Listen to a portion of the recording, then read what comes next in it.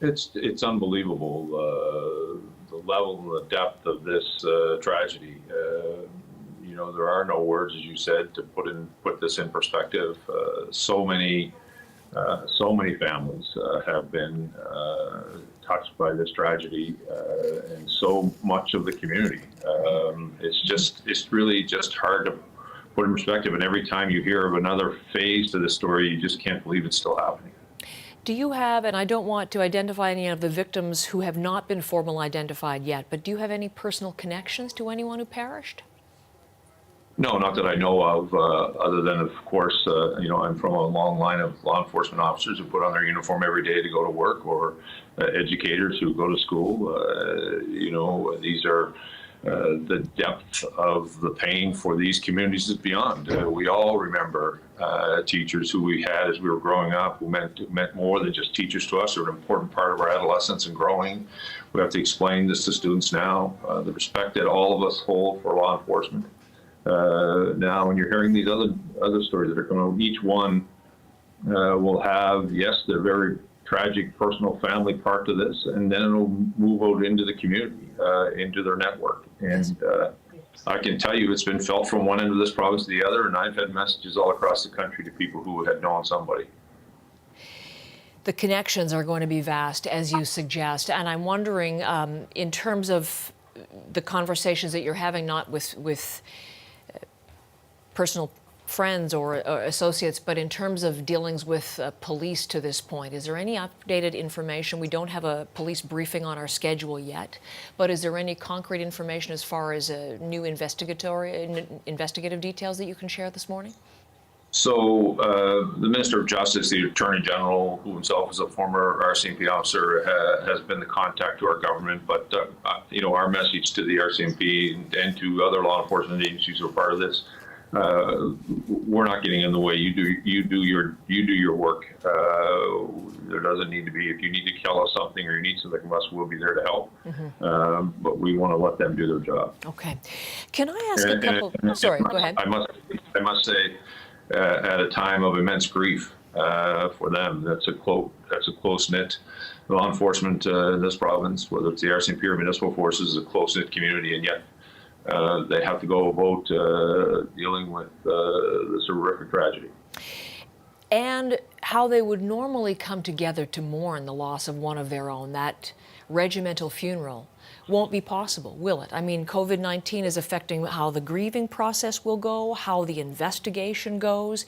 What is your sense about just how much the other big story in our lives right now is going to affect this one? Well, the investigation will continue. The professionalism of the organizations involved, the RCMP and whoever else they would require to provide that support, they will do a thorough investigation into this. It's a complicated one, but I have no doubt they will. The problem, you alluded to, is how do we individually mourn our individual family loss, and then broadly as a province, how do we mourn what's taking place? And what are you thinking at this point to do that? Well, right now we're really thinking about families. I can't tell you this was a shock to all of us, and it was as it was unfolding yesterday. So many layers, mothers and fathers who've lost children who have lost their parents, grandparents. It's just we're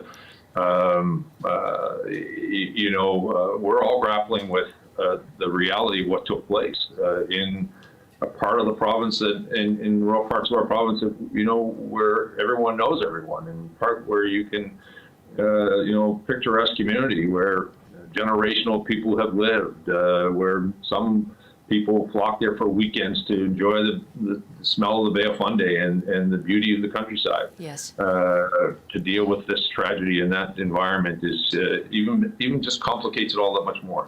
We've been hearing from someone who's going to be involved, he thinks, in a virtual vigil, so maybe that is the kind of thing that we'll start to see across the province as more and more people just come to terms with all of this. But you mentioned the small communities. I have a question, because we've been hearing it from people who've been writing to us, Premier McNeil. Because these communities, 100 people, small, rural, everybody knows, people sleep with their windows unlocked, with their doors unlocked, they did not get a massive alert They didn't get that emergency response beacon when the hunt was on for the gunman. Police turned to Twitter, but they didn't get the alarm that many people are telling us now they would have wanted to hear. They're upset that they didn't get that proper warning. What are you thinking about that aspect of the response? Well, that'll all be part of the process, but right now, let the investigation happen. You know, as yesterday was unfolding, and I was a long distance away from it, the intensity, the uncertainty of it all, people were making decisions as they were trying to protect their community, and I'm certainly not going to judge the decisions that were made yesterday in due time. I want law enforcement to focus, quite frankly, on ensuring that they piece this together so that families can have some closure, and eventually communities and the broader sense, people will be able to ask them those questions. Yes. I just asked because, as I said, some people were letting us know, seniors in these communities who wouldn't have access to social media, for example, would have appreciated that kind of an alert because they're so commonly used. We're using them in the COVID-19 reality. I also, and it's related to this, something that you said at your briefing yesterday caught my ear. You said, these are your words from yesterday, I never imagined when I went to bed last night, that being Saturday night, that I would wake up to the horrific news. Wake up to the horrific. Did you not get called in the night? Did you just wake up to the news? No, I woke up in the news. Yeah. Listen, let me be very clear. As a sibling of many law enforcement people, whether it is my own brothers or my sister-in-laws or my nieces and nephews, I would say this to any premier across the country. You should never expect a phone call when they're in the midst of doing their job. But so you should not have been called? No, they should do their job of defending what they were doing was protecting communities and protecting those people there. I got notified when it was required. The Attorney General was notified.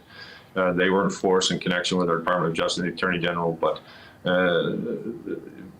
we need to bear in mind, we can't even fathom what this environment was like. And the last thing that they needed to do was call the Premier, unless they needed something from our government, and the Attorney General was there to work with that, and I've offered my support to them. What is your message to the people of Nova Scotia this morning, Premier McNeil? While it may have changed us, will not define us. We cannot give up what we believed in this province. We cannot give up the kindness, community-minded people we are, and quite frankly, the special parts of our province. You know, you go to Port-a-Pic, Bass River, you go to Economy, I can pick any rural community in the province. We have a strawberry supper and everyone shows up and you know them. We can't walk away from that. We're not going to let someone define us by this tragedy. We will wrap our arms around these families, and we will wrap our arms around these communities, and we will continue to be the caring, compassionate, kind, loving people we are to one another. And we'll see our way through this, as challenging and as difficult and as heartbreaking as it is.